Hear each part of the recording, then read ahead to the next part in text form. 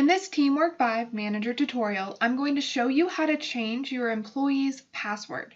To do that, go to your top menu bar and click on TeamWork. Make sure you have the enterprise or location selected that your employee is a part of, then click on Employees.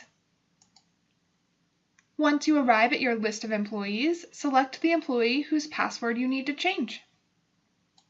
You should be taken to your employee's personal information page. Then click the Change button next to Password.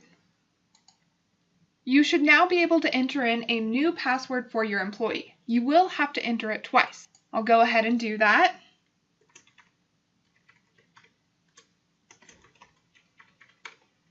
If you changed your mind and you don't want to change the password, choose Close. I do, so I'm going to click Save. And now that employee's password has been changed and you can give them the new password.